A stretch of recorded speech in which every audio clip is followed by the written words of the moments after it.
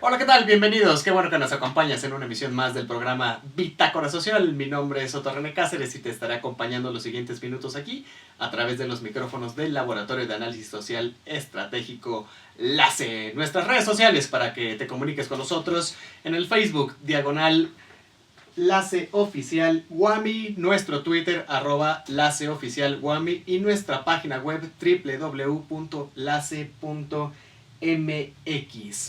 El día de hoy tenemos un programa muy interesante. Nos vamos a referir a un problema que tiene, bueno, si no muchísimos años, yo creo siglos o milenios inclusive.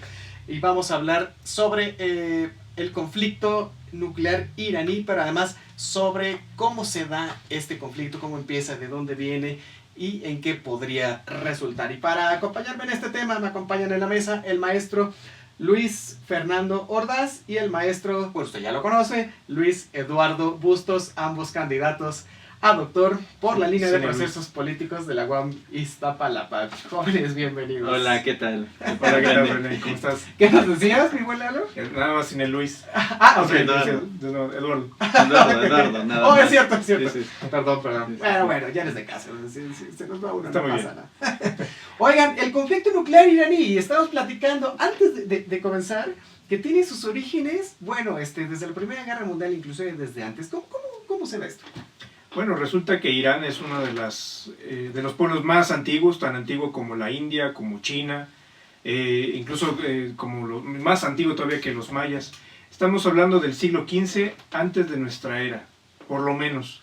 Y son, las historias iraníes todavía hablan de cuando se separan, se descongelan los glaciares o se une la India con el continente asiático. Estamos hablando de una sociedad muy antigua.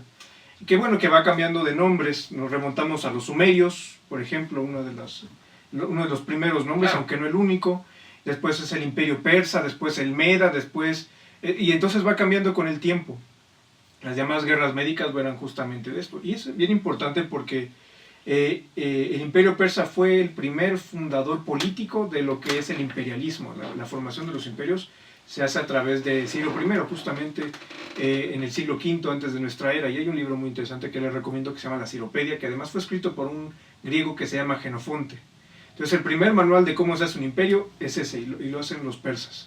Entonces estamos hablando de un imperio que va creciendo de esta manera, se desarrolla la economía, el comercio internacional se desarrolla gracias a ellos, son buenos costureros, trabajan la lana, la seda, los camellos, la leche y mucha tecnología. No, pero es un pueblo guerrero también. Es un pueblo guerrero, justamente. Esa extensión comercial va de la mano del desarrollo militar. Llegan hasta China, las primeras formaciones del Imperio Han y del Imperio Qin, cerca del siglo IV antes de nuestra era, y con los Gupta hasta el siglo todavía VII de nuestra era. Entonces es una formación muy interesante. Llegan a tener dominio hasta antes de los Khanatos, hasta antes de Gengis Khan, por ahí del siglo XI, y tienen muchas peleas entre ellos, y después se van y llegan incluso hasta lo que es actualmente Siria y en algunos lugares el norte de África, hasta que llegan a pelear con uno de los pueblos que se deshace de ellos, claro, que son los omeyas. Pero para eso tengo que hablar un poco del Islam. Entonces me tengo que remontar al siglo VII y VIII de nuestra era. O sea, son historias muy antiguas. Sí, por supuesto. Me tengo que remontar esto para poder explicar lo que fue la revolución iraní de 1980. Si no, no se entendería. Resulta que, el Islam surge en el siglo VII por el profeta Muhammad o Mahoma, como también se le llama en el castellano. Y Mahoma tiene a su muerte, él escribe el Corán, el Corán como nosotros le comentamos. Pero y Mahoma es un ser muy interesante porque fue comerciante, fue guerrero, fue gobernante y fue un líder espiritual. Escribió el Corán por 30 años y después ya entrega el Corán escrito.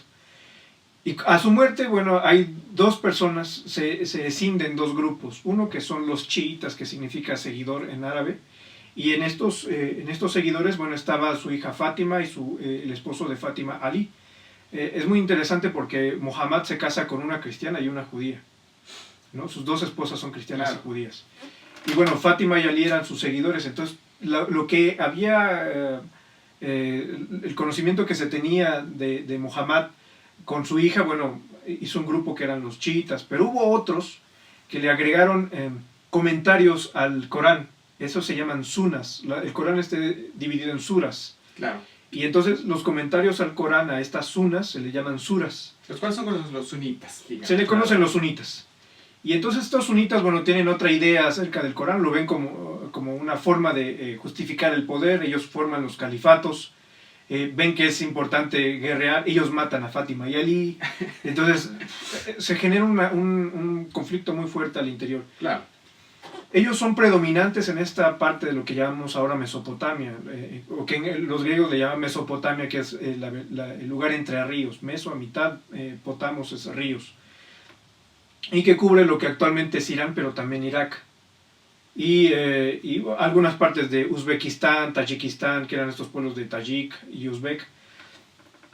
Y ellos dominan esta zona hasta el siglo IX, donde hay una escisión, un grupo muy reducido de chiitas. En este caso ya no se van a llamar chiitas, sino van a tener una dinastía que se llaman los omeyas. Y estos omeyas, bueno, después de que matan a toda la familia de Omeya, solamente sobrevive uno que se llama Abdebarrán I. Abdebarrán I sale de esta zona de Irán y llega a Siria, y de Siria se va como comerciante hasta lo que es actualmente el sur de España, y funda uno de los califatos más importantes islámicos, que es el califato de Al-Ándalus, todo lo que ahora concierne a España. Claro. Y bueno, este califato dura hasta Fernando I de Aragón, y Isabel, la llamada católica. Justamente se llama católica porque no era, 700 años de dominio musulmán, Sí, por supuesto. pues la hacen reconocerse. Entonces estamos hablando del siglo IX hasta el siglo XV de nuestra era.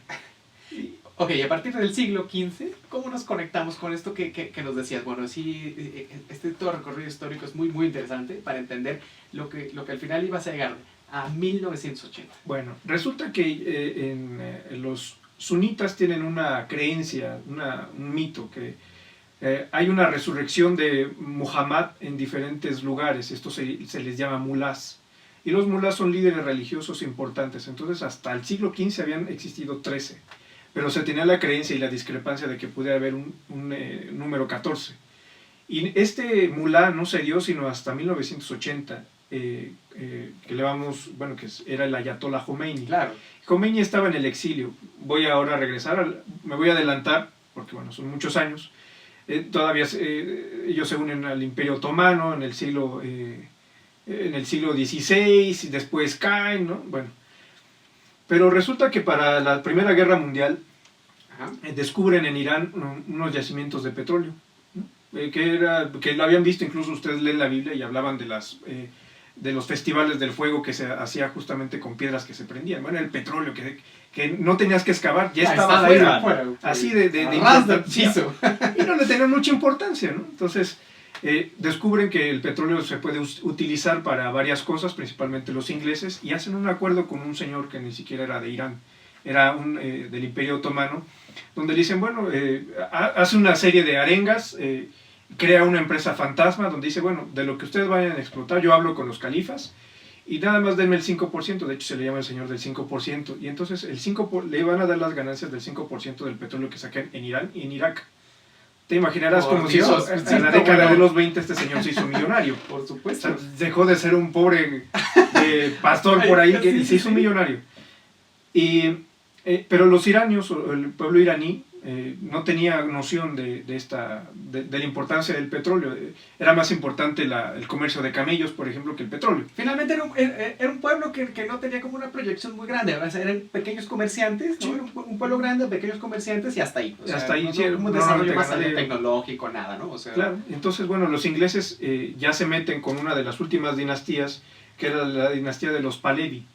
Y entonces el primero de los Pahlavi, que era el Muhammad Reza Pahlavi, que va de principios del siglo XX todavía hasta 1940, los ingleses lo ponen, le dicen, bueno, vamos a modernizar Irán, vamos a occidentalizarlo. Entonces imagínate, todo esta historia de un pueblo que se hace a sí mismo, que tiene sus propias ideas, que genera, vaya, la álgebra, que genera tecnología, que genera el comercio, y dicen, bueno, ahora vas a ser occidental. Y entonces vas a adquirir estas costumbres occidentales. Todo iba muy bien, él industrializa el Irán, hasta que muere en la década de los 50 y toma el poder su hijo, Mohammad Reza Pahlavi II. Y Mohammad Reza Pahlavi es un tipo corrupto, occidentalizado, ya vende el petróleo iraní descaradamente a los extranjeros. Me suena esta historia. Sí, algo. Y privatiza todo. Y bueno, eso lo ven como un detrimento de la cultura iraní. Y este señor, el Ayatollah Khomeini, que había estado exiliado, porque todo aquello que sonaba a Islam sonaba feo, y más una persona tan centrada en esta cuestión, además él es sunita. Y en el exilio, él habla de que debe haber bueno, todos estos problemas que trae el occidente, el Islam debe combatirlos. Y él lo hace desde Inglaterra. El Ayatollah Khomeini estaba en Inglaterra y en Francia. Y finalmente crea un movimiento gigantesco. Sí, desde el exilio. Pues desde el exilio tiene muchísimos adeptos, total que regresa a Irán, ¿no? Claro. Y se vuelve el máximo, ¿no? Es sí, el líder, digamos. Resulta que para la década de los 80s, Irán cae por justamente la corrupción de Mohammad Reza Pahlavi. Y hay una serie de conflictos entre 1978 y 1981, donde hay una intifada. Mohammad Reza Pahlavi lo sacan, es exiliado con toda la corte, descubren todas las corruptelas que había, palacios, compras, aviones, etc. Y en ese periodo Rusia pensaba que era una revolución de Estados Unidos. Claro. Porque el mundo estaba dividido, o eras capitalista o eras socialista o soviético. Y descubren que no tenía nada que ver los gringos. Más, los norteamericanos eran parte de este conflicto, pues no sabían qué hacer. Y los norteamericanos pensaban que era un armamento soviético, y descubren que tampoco. Porque en ese entonces no tenían la idea de una revolución islámica. O sea, estamos hablando que desde el siglo VIII no se da una revolución islámica. Por supuesto. Ajá, exacto. Entonces no había esa idea. Bueno, después de mucho tiempo donde hubo mezclas, hubo un partido socialista o comunista que intenta hacerse del poder en Irán dentro de esta revolución civil, pues al final la mejor organización que se tenía eran los comerciantes que había en Irán, y a partir de ahí se funda este poder del Ayatollah Khomeini, y surge un Estado islámico, que es algo para la época como incomprensible, porque así se llama, la República Islámica de Irán. Por supuesto. ¿No? Entonces es ahí donde empezamos con el conflicto. Sí, ahí recién. precisamente eso les iba a comentar, porque es a partir de esta década de los 80, precisamente en el 84, que Irán empieza a desarrollar, ¿no? Actividades nucleares clandestinas, ¿no? Hasta cierto punto. Y ahí empieza el conflicto, sobre todo con los Estados Unidos, ¿no? Principalmente, obviamente, empieza con el conflicto con Estados Unidos y con Rusia principalmente. Ya trasladándolo ya al año 2000, precisamente es cuando Estados Unidos empieza una política más agresiva hacia Medio Oriente.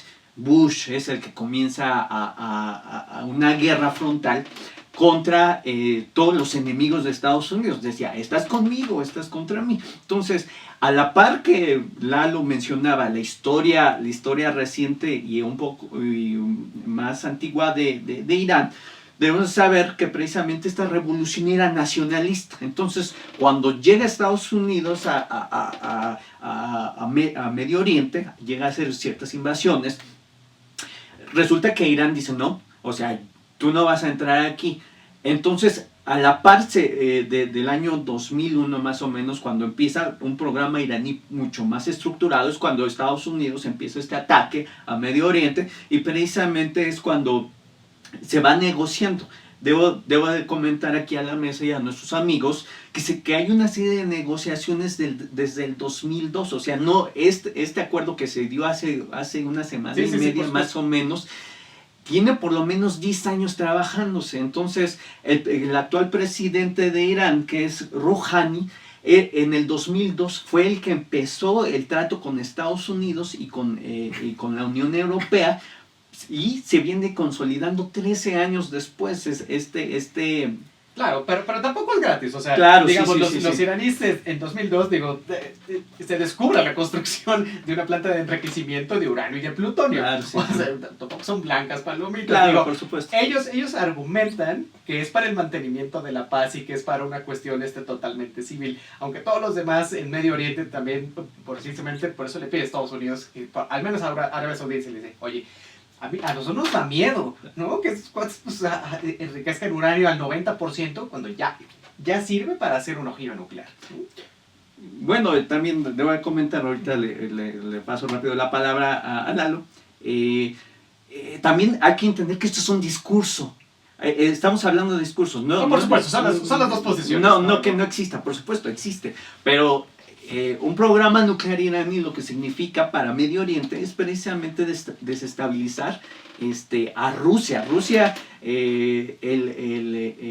la parte central de Asia, que fueron las repúblicas que también formaban parte de la Unión Soviética, pues están islamizadas. Entonces Rusia ve a Irán como aliado que no permite que entre precisamente, que se islamice más y que pueda fragmentarse más. ¿Por qué? Porque Rusia ve en Asia Central pues parte de su influencia. Entonces cuando Bush mete esta estrategia de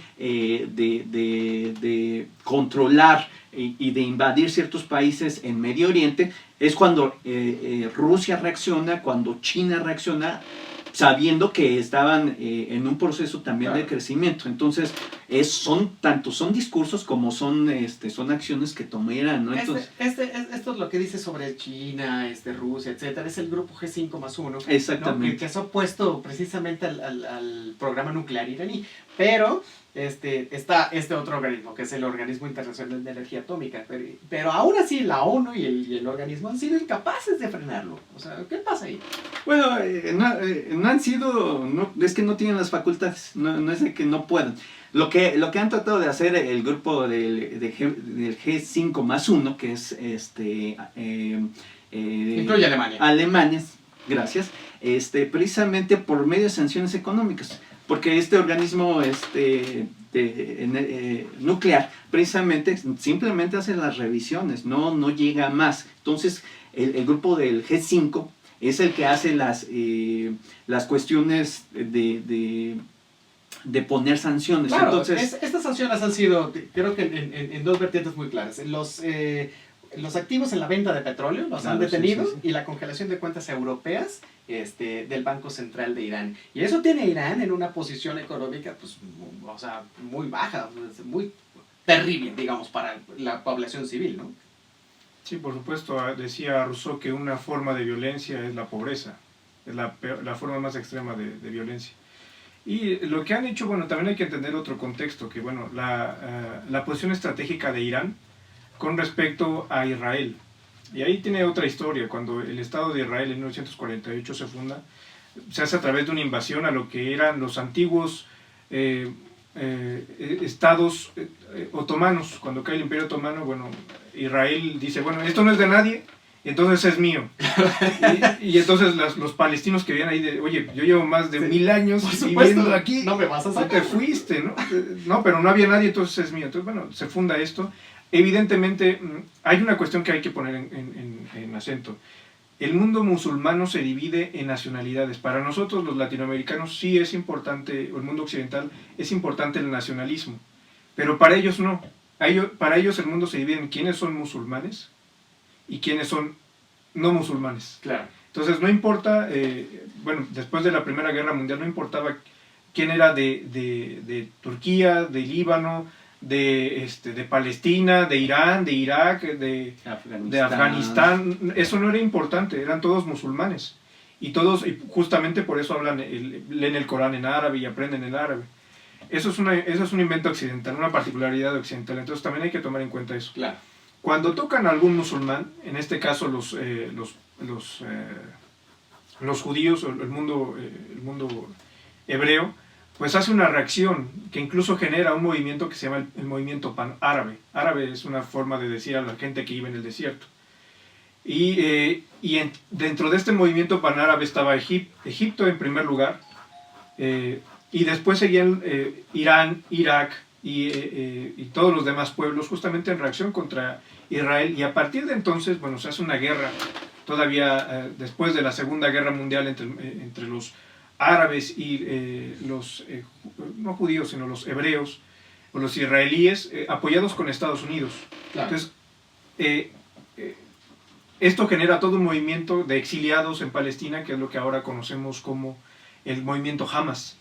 Y este movimiento Hamas es pues es que imagínate que te sacan de tu país, que a tu familia la matan y te mandan hasta los confines, imagínate, hasta Veracruz. Sí, ¿cómo vamos a pensar que no se va a radicalizar? Por supuesto, Dios, o sea, te vas a enojar y vas a radicalizarte y sobrevives, y si te puedes armar, te armas. claro. Es el movimiento Hamas. Claro, el movimiento Hamas tiene dos vertientes, uno político y uno armado.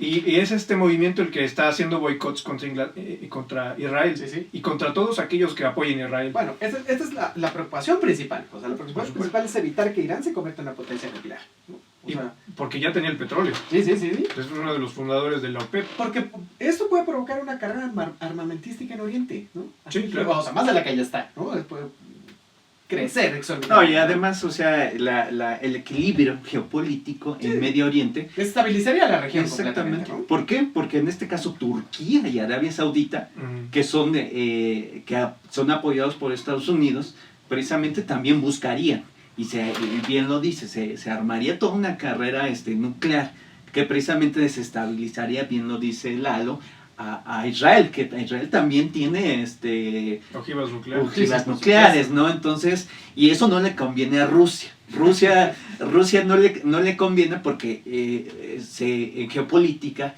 se llama a Irán como un pivote, o sea, no permite la entrada hacia zonas de Rusia, más bien hacia las repúblicas que antes fueron soviéticas, no permite la entrada de ciertas ideas y ciertos contactos con Occidente. Entonces, por eso es muy importante para esta zona. Ahora vamos del lado de Estados Unidos. A Estados Unidos le conviene que la zona esté en guerra. Porque pues vendería armamento. Claro. A los dos lados. Pero principalmente Rusia provee a Irán. Entonces, de cierto armamento, pero tampoco le conviene. Entonces, si se fijan, China y Rusia no quieren que Irán tenga este programa, y aunque está allí, no se puede decir que se ha apagado completamente, pero es el juego geopolítico de Rusia y China por un lado, que tratan de estabilizar la zona, con el juego de Estados Unidos, que trata de desestabilizar, ¿no? Entonces es muy interesante la cuestión en Medio Ahora, Oriente. sobre el tema de los Estados Unidos, a mí, no es que me parezca a mí, se ha visto con los análisis, ¿no? Con los analistas internacionales, esto y lo otro. Ahora, Obama está haciendo, lo voy a hacer como pregunta, Obama está haciendo una política exterior con una buena diplomacia, es multilateral, se ha abierto al diálogo con los enemigos, porque parecería que así es, ¿no? Tratando como de minimizar el riesgo que puede ser que Irán tenga un programa nuclear. ¿Ustedes cómo ven? Bueno, Obama está respondiendo a un movimiento en crisis, no es Estados Unidos en auge, ¿no? Donde podía someter e imponer, incluso usar las fuerzas de la OTAN. Ya no es tan fácil. Obama está en un contexto de crisis donde, bueno, ya se le prendieron focos rojos en varios lados. Una de ellas es justamente lo que decía Luis, la anexión o la alianza que hay entre Rusia y China. El problema es no nada más Rusia y China, sino que se le alíe India y Afganistán. Claro. Y después de eso, bueno, toda la zona oriente, Vietnam. Sí, India también tiene un programa nuclear. Claro. Y entonces bueno, Rusia ahora se está ya denominando ya no como un país europeo, sino como un país asiático. Recientemente acaban de hacer una firma para un banco asiático, interasiático, donde Rusia y China son los principales. Y dejan de lado, por ejemplo, el comercio ya no con dólares, sino con yuanes y con rublos. Claro. Y eso justamente estabiliza la moneda norteamericana. De ahí que tenemos ahora una crisis monetaria, porque Estados Unidos está sobrevaluando su moneda. El problema es que Europa también está entrando en una crisis importante. De ahí que haya un conflicto actualmente en Ucrania, donde hay un gobierno neonazi, porque hay que decirlo así, es un gobierno neonazi que está gobernando Ucrania y que está apoyado por Inglaterra, Estados Unidos y la OTAN. donde quieren anexarse a la Unión Europea o a lo que queda de la Unión Europea. Ya no como un movimiento, como una unión factible, sino como una unión en crisis. Y es la entrada de Europa a Rusia en una de las uno de los conflictos. Y ese es interesante porque el conflicto en el Cáucaso ruso, en lo que es ahora Sebastopol, Osetia del Norte, bueno, la República de Osetia, bueno, es la entrada de Rusia a Europa por donde ellos sacan el petróleo, el gas y armamentos. Claro. Entonces, si no controla Rusia, bueno, hay que ir a la historia rusa. Pedro I lo primero que conquista es esto. Si a Rusia le quitas este dominio, le estás quitando poder político y económico y militar. Bueno, y lo tienen muy acrecentado. Yo les quiero preguntar un minutito antes de irnos, porque se nos acaba el tiempo, es terrible, pero este tema es muy, muy interesante. Además de que lo podemos expandir muchísimo, pero ya tendremos oportunidad. ¿Qué podemos esperar del conflicto iraní? Pues que se siga desarrollando. Fue una serie de acuerdos, pero no hay nada escrito en sí. Entonces, lo que vamos a ver, y bien lo retrató Lalo, es un Estados Unidos debilitado. Por eso, para contestar rápido tu pregunta, ¿por qué no mete acción militar? Porque ya no puede. No puede en las mismas proporciones. Sí tiene cierta capacidad. Entonces, lo que podamos esperar es un juego geopolítico donde debido a las circunstancias que se vayan presentando, pero China viene despegando desde hace muchísimos años, con una Rusia también despegando, vamos a esperar del juego iraní que se vaya moviendo, me parece que hacia el lado de Oriente. Entonces, ok, perfecto. Oigan, pues les quiero agradecer mucho por haber estado el día de hoy con nosotros. Definitivamente lo ampliaremos. Digo, todavía hay mucho que platicar, hay mucho que discutir, no es algo que esté cerrado. Y vamos a esperar a nivel internacional qué sucede con esto. Les quiero agradecer al maestro Luis Fernando Ordaz y al maestro Eduardo Bustos, que no es Luis, por haber estado el día de hoy con nosotros. Muchísimas gracias. Quiero recordarle que estamos grabando desde los estudios Limón Canaan Records, al mando de nuestro productor Ulises Juárez. Le voy a dejar el número 3093-4527 para que se comunique. Él los va a atender personalmente, él los graba, cualquier tipo de grabación audiovisual, musical, lo que necesite, de radio, lo que sea, él se las hace con atención personalizada. Mi nombre es Otto René Cáceres, soy el Mick Jagger de la ciencia política, y a nombre de los que formamos LACE, le agradezco que haya estado el día de hoy con nosotros. Nos vemos y nos escuchamos en la siguiente. Hasta luego.